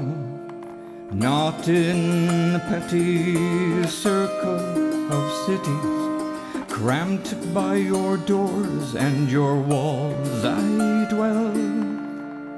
Over me God is blue in the welkin, against me the wind and the storm rebel. I sport with solitude here in my regions of misadventure, have made me a friend who would live largely, who would live freely here to the wind-swept uplands ascend. I am the Lord of tempest and mountain, I am the spirit of freedom and pride. Stark must he be, and a kinsman to danger, who shares my kingdom and walks at my side.